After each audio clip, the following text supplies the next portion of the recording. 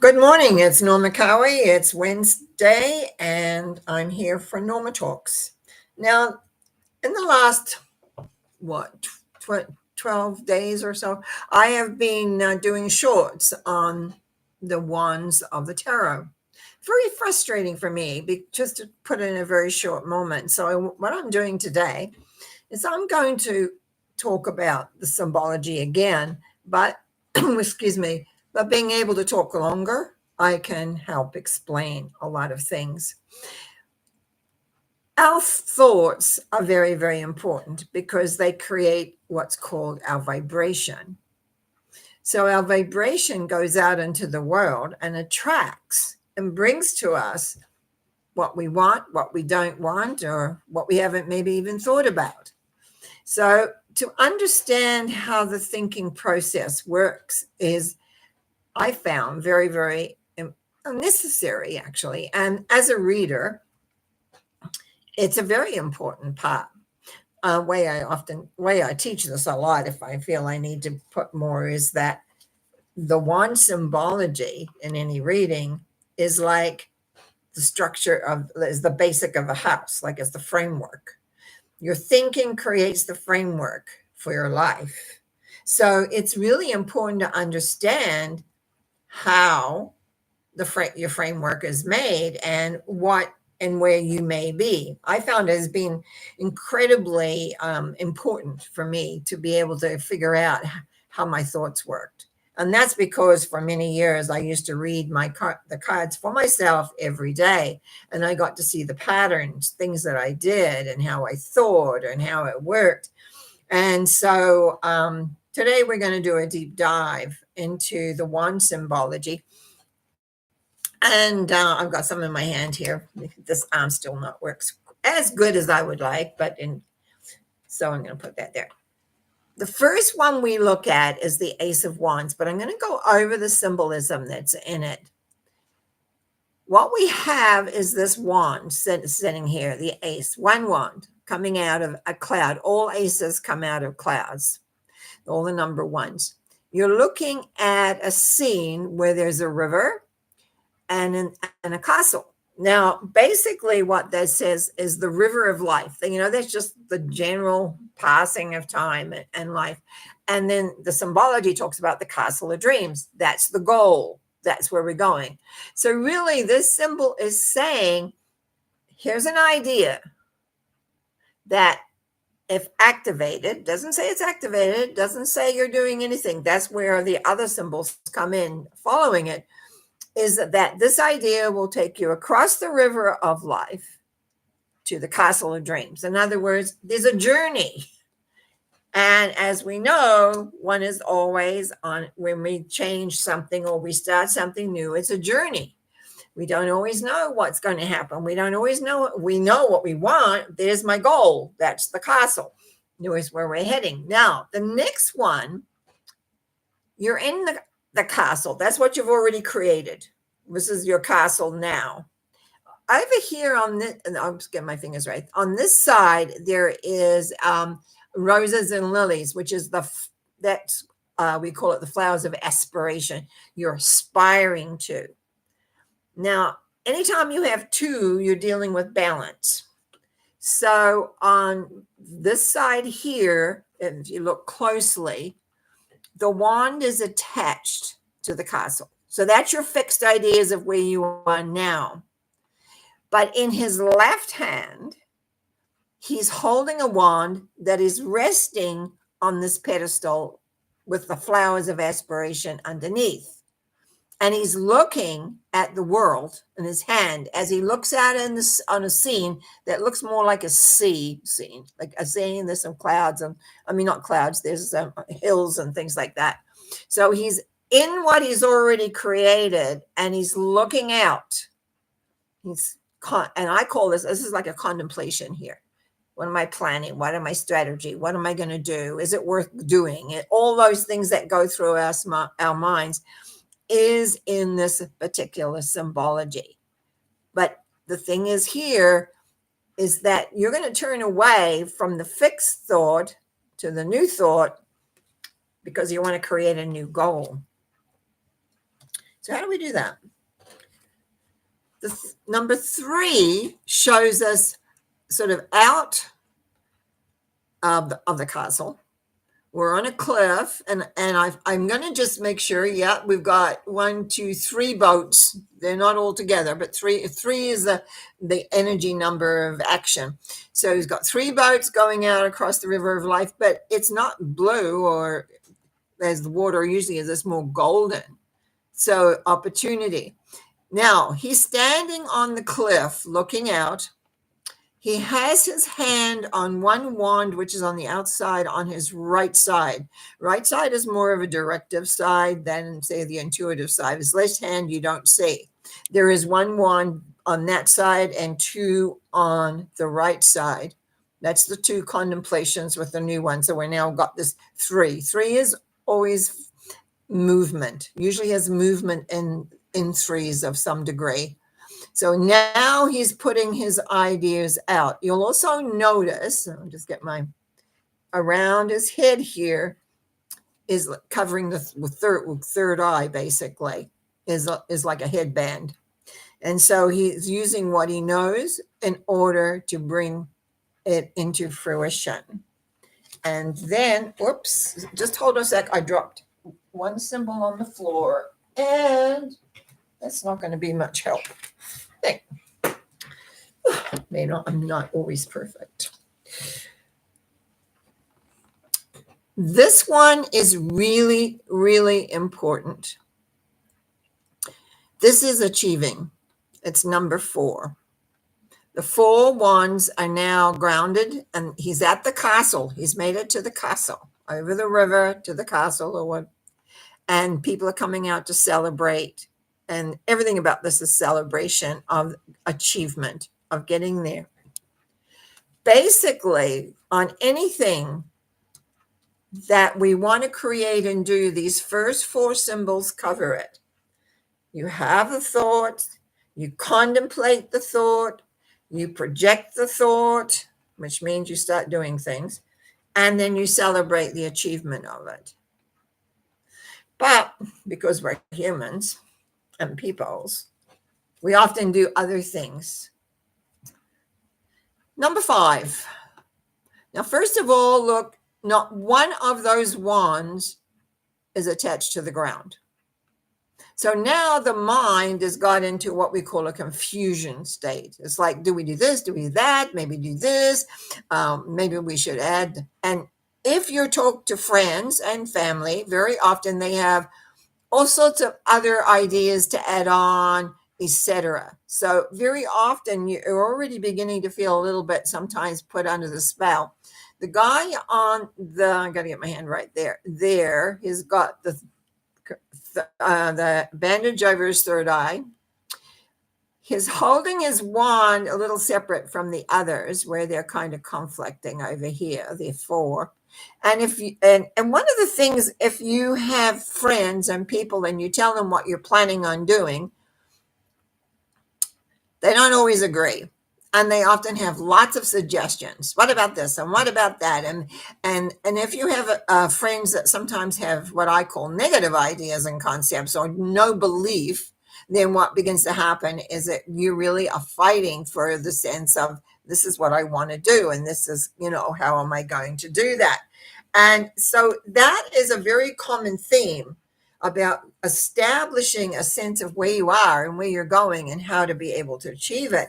And the number 6 proves that, because in number 6 is you're on a horse, you've got the victory on your head, you've got the victory on the wand, and all the 5 that were fighting before, I'll just bring that back up again, the 5 here that were fighting are now with you. Now they're supporting you. Now that we're all going forward. And so and sometimes that happens when you sit down, you convince them and everyone comes together. But we are often, this is an insecurity symbol. Here, what we see is the 6 wands going down here, and this is you, up on a little mound, a hill, and you got 1 boot and 1 shoe on, so your footing is not that secure. And you've taken the seventh wand now, and you're defending yourself, it feels, from the others. This kind of comes out of, you're being a lot of achieving, but this is what happens very often when you begin to go into your goal and taking time. You achieve it, you're sort of there, but then we've got to work it. Then you got to make it manifest, maybe in a different way. But this is a defense, what I call the first line of we get about defensiveness. Really feeling defensive. Down in number 5, where you're scrabbling about them and trying to convince your friends it's a good idea or whatever. And then 6 says, okay, let's all go. We're going for it. We hit here where we become insecure and we defend the idea. We will talk, there's always somebody who doesn't quite agree with you, or they think you're nuts or whatever. Taking that on, how come you're doing it, or how come you're doing it that way? It's just common. And then you begin to feel insecure. And yet it says, number 8, no worries, just keep on going. Everything is in action. If you look at the scenery, it's very much, I'm going to pull this back up. It's very much like the first one, where that's close. This is separate, but we've got 8 wands rushing towards the earth. The castle is there. The river is there. It's all there. It's beginning to happen. It's coming. And so that's one times we forget time. Time is interesting. And it's something that I worked on to be able to, for my clients and myself, to be able to tell where the time is. And very often, sometimes we just have to be patient and do what we know we have to do. But we are human. And so what ends up happening here is we now to begin to defend, justify. Obviously, we've battled this because if you look around his head, he's got a little bandage here because he's had this battle before. So he's still holding on to his idea. Everything is there. So it's interesting how, I'm not saying everybody does this, but very often I see it in readings. People are achieving, but they're not feeling really confident.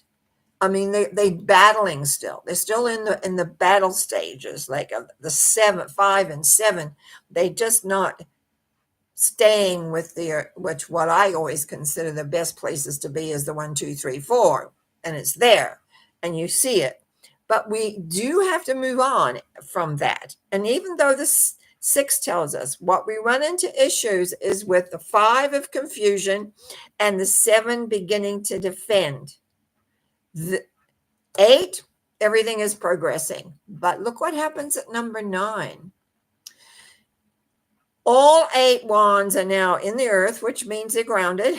You're on solid ground, obviously. He's sitting there. He's standing there, sorry. Got his bandage on his head because he's fought this battle. And here he's got his 1 wand to defend. Again, another defensive idea of who we are, what we're doing, where we're going, how we're going to do it, is it going to work, etc. And then finally, the number 10, which is a 1 and a 0, meaning the new, he's at the end carrying all his 10 wands very difficultly. Have you ever tried to walk like that with all these wands in front of you? So you can't really see. You can't see the end result because in the background here, I was getting my hand on the wrong side. In the background is the castle. So he's almost there, but he can't see it. And I don't know if you've ever done this. I've done this where I've gone after a goal and I've worked away and worked away and worked away at it. And I'm very, very involved, very caught up that I almost miss it, or I miss the joy of it, or I miss the feeling of achievement because you kind of still in your head, looking at all the complications, all the difficulties. And there's one thing to watch for is that you still stay conscious of where everything is and that you're not stuck. because the one thing really on the wands, as I said, if we can just do the first original 4 steps on anything we want to create, see the goal, contemplate it, project it out, and enjoy it. So when we get into all this other stuff, we're dealing with other people. Sometimes things take time. And I think the 6 of Wands, which is victorious, is about that. Sometimes we have to give it time. And when we get unsure, it's like we're not always as patient with time. We want it now. And so we can also get defensive because it maybe when it sort of arrives, it doesn't quite look like what we thought in the beginning it may be. So we have to have a little bit of flexibility there. But there are these both 7 and 10 has worry in there. 10 in particular, I call it the worrier. Can't see, don't know where I'm going, and yet it's right in front of him. And that happens when we overthink, carrying it all not very easily. If I always think when I look at the 10 of Wands, and I'll just show you that again, if he would just bundle those up and put them on his shoulder and carry it, he could carry it with all the thoughts that go on, but you could see your end result. Holding that end result in your mind is really important if you want to create a specific thing. So those are what we call conditions, and they can change. There's nothing really too much that holds them in, except if we get into those defensive phases, sometimes they have a little bit of complication getting out there. And then we have what they have, the court cards. Now, the court cards to me are attitudes. So we have the page. Young. Also, if you'll notice on his hat is a little red feather. So, and also, which is very interesting, if you really look at his dress he's got here on, what do you call them? Not the cloak. Cloak's red, which the coloring is energy. But they have, I'm just going to show you with my hands. They have these little things that some of them have their tails in the mouth. When you have the tails in the mouth, it comes up again in the Knight and in the King. What happens? You have control. But if you were to look at this young man's tunic, a lot of them do not have their tails in their mouths. So he's thinking, and he's very absorbed in the top part of the wand. And that's one thing, if I'm reading and for somebody, I really will notice that. And I may notice other symbology from other suits where there's that absorption into here, but not seeing the big picture. Sometimes it's very important to be in the big picture and believe and know. So he's another contemplator, a bit like the 2. There's a similarity there, except he's very single-minded. Now, all knights deal with action. The horse in the knights is very, very important as to how the knight proceeds. Here he's got his wand in his hand. If you look at his tunic, he's got some of those, I think they're salamanders actually, got his tails in the mouth. So he's got some control. He's holding that horse.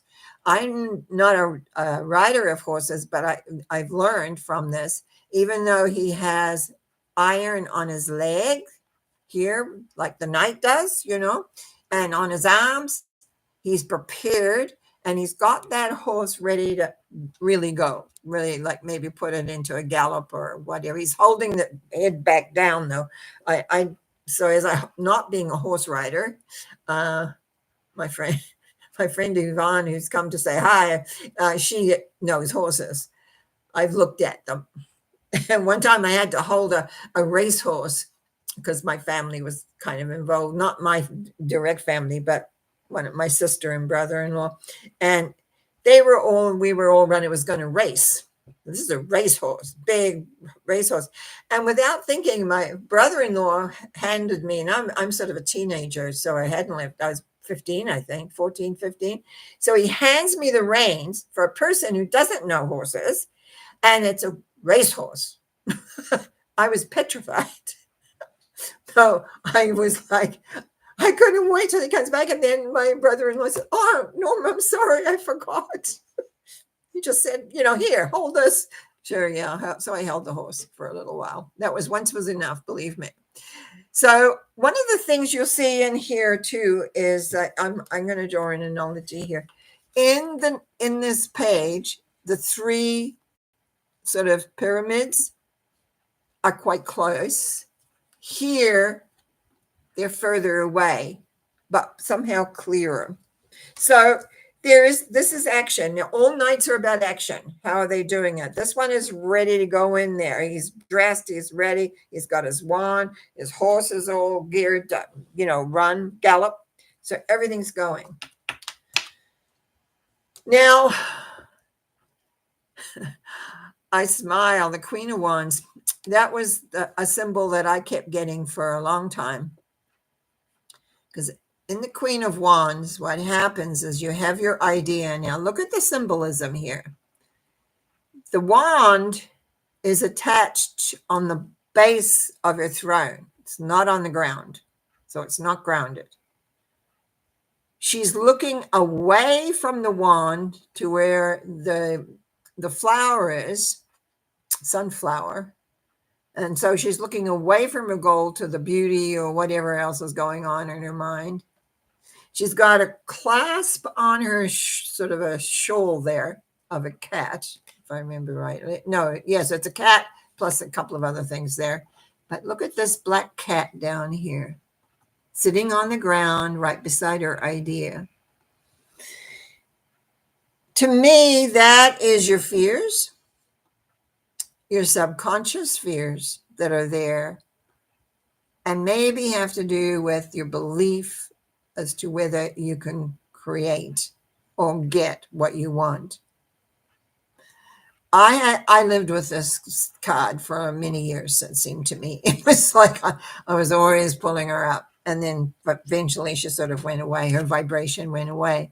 And a lot of it is because I had to get realistic about what my goals were and what I wanted, and trust, learning to trust. There's a lot of power in here behind her. There's lions and sunflowers. Like there's a lot of power there, but can be misdirected. Getting sidetracked. I used to think of this as getting sidetracked. And I had a lot of things happening in my life at times. I was offered things and things would happen. And so I'd be juggling, never mind home and kids. But career took off, and that brought all sorts of other things. So it's about, know your priorities. Don't get sidetracked. Know what your goals are. It's very easy to forget your goals when you've got things happening. And that doesn't mean they're not fun. It doesn't mean they're not working really super well. It just means be clear about what you want. Don't get sidetracked. And again, when I talk about sidetracked, it's these things about other people that come up here. Other people play an impact on you through conversation, through direction. And if you're involved with someone else who's above you or working with, there's their viewpoints. It's a lot of stuff sometimes to take, and you got big breath, relax, and get, what's my goal? Where am I heading? What am I wanting to do? And then finally, in this suit, we have the King of Wands. Now I've got to get my finger out of the way there. His wand, contrary to the Queen, is on the ground. He is looking exactly to where, past his wand, past his goal. He has the cat. Oh, no, it's a lion now. So the bigger value of a cat. He's got a lion on his chest. He's got a crown because he's a king. The back part of his throne, lions and these little things down here, or with their tails and their mouths, meaning they're in power. So there's one little one down here. So we all have a subconscious mind that kind of get out of ways. And that's his sitting there. But mostly he's like 100% in control. He's a fast seer, this person, what I see and when I'm reading for people. The king has vision. Some of the wand symbols have vision. 2, 3, 6, and knight is, and the king. Very much like this. The rest gets jumbled. And that's what happens with our minds, with our thinking process. And people don't always, no, I'm jumbling my words here. I don't think people really understand the power of the mind. It took me a lot of years to learn the power of the mind. My mind, other people's minds. There was a time when I used to be doing a lot of readings for people. And so you get to see patterns as well, not only, and this is what brought a lot of the study out. And also, of course, you may know, I mean, I've written 3 books on the tarot. And from a very basic book to being take a lot of the stuff that I'm saying here. It's a tool. That's what I love about it, actually. It's your personal tool to help you understand how your life is, why it's working the way it is, how it is. And when you learn, like for this, and that's all I'm talking about today, is how we think. If you realize that every thought that you have goes out to create your vibrational rate, and that brings about what comes back. Now, sometimes it's immediate, but mostly it isn't. And so it takes time to build or to create. And we have a tendency to think the same thoughts. So then all of a sudden we have issues in our lives that we have to deal with. And we don't know what to do. We feel overwhelmed. We feel defensive. We feel a sense of not being sure. And we were like in the 10 is definitely a worry symbol. I find people who have that in their readings is they're worrying, they're losing sight of the goals. Excuse me, because they're worrying about how is that going to happen? What are they going to do? How are they going to bring that forward? And when we look at the attitudes, whether like there's 4 suits, so each suit has a page, knight, queen, and king. When we look at them, it gives us a really indication of where we are in relation to our thinking. And that's why I've went to do the shorts on the wand symbology. I still have the king to do yet today. But I wanted to do a much bigger or more explanation because it's very difficult in a short to really explain how important how we think.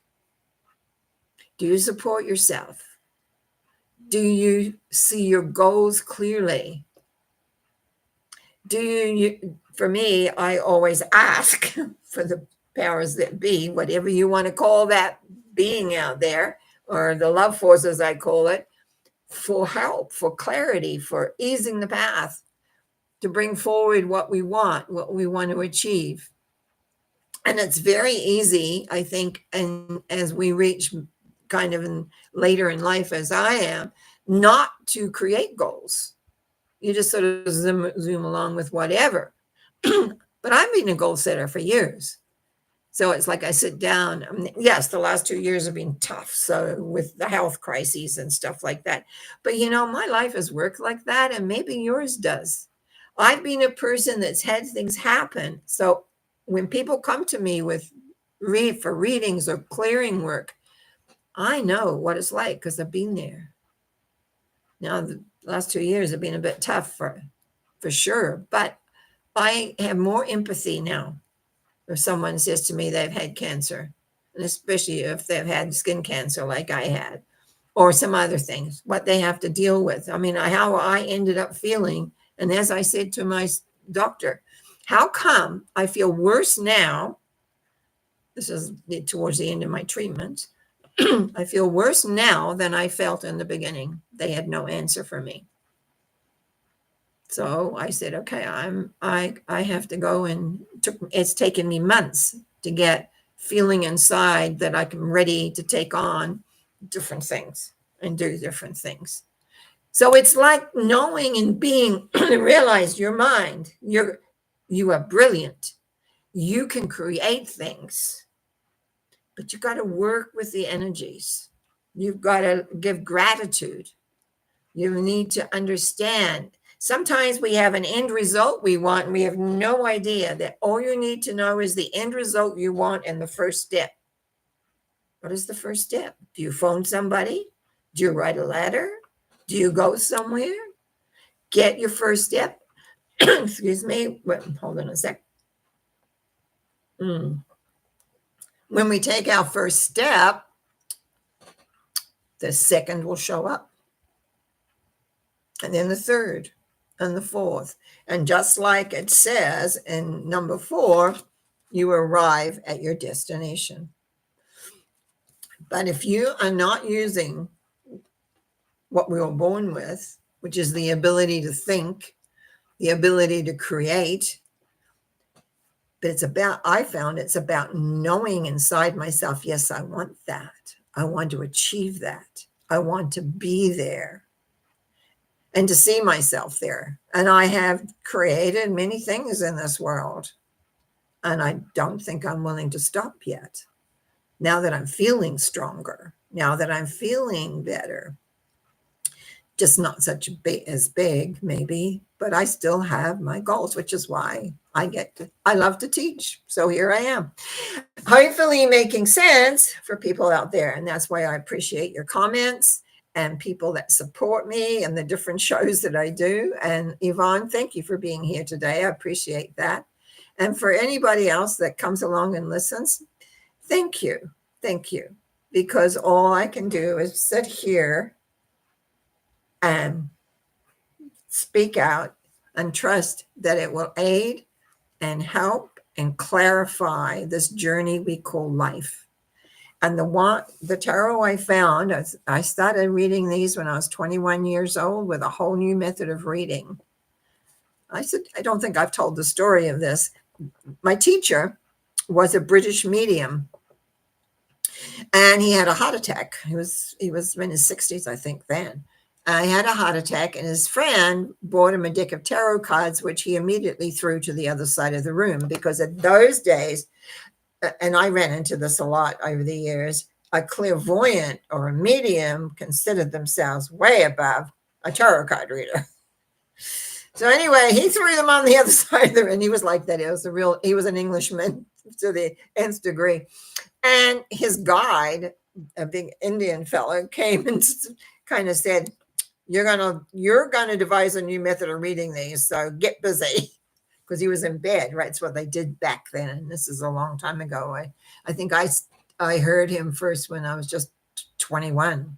And he had when he came out and started speaking about what he had found out, and I studied with him off and on for 3 years. And I learned a great deal because he was a medium. He was very psychic and very clear, and had all us kids trying to figure out what on earth was going on with the world. But he was there when you needed to have a question answered. Sometimes he'd make fun of you or whatever, but that was his way. But what I did, there was a group of us that went. I studied 3 years with him, and there was a group of us that went on.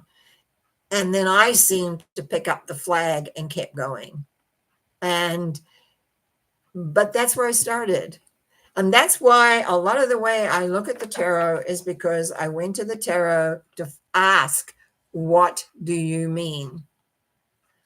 My teacher, Mr. Boulderstone was his name, gave me a basis. And then what I did was I meditated. I asked the questions. I took a look. I was also studying psychology, I think, at the time too, as well.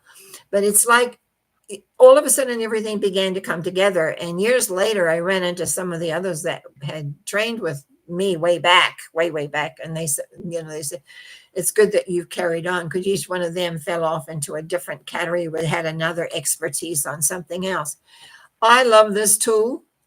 I love teaching it over the years. I have loved working with people who needed clarification where they were. Doesn't always say, yes, great, good, you're going to achieve. Sometimes it says, let it go. Know what you want, know what you really want. Anyway, I think I've just spoken long enough to give some hints. I'm not sure. I still got the king to do a short on, which I will do a little bit later today. And okay, where are we? We are at Wednesday. So on Sunday, which is Easter Sunday, I'll do my Sunday thought, which will be around that. And then, and again, of course, Monday night, we'll have mental mind treatments. We had a great Monday this last Monday. There was, yeah, I thought it was great. And a couple of other people made comments that it was. Anyway, you have a good week. Trustingly on when it comes Easter weekend, somebody will bring you some good chocolate and you can enjoy that. But you'll see if you listen on Sunday that there's a bigger reason and a bigger power that you can work with. Blessings. Thank you. Have a great day. Bye now.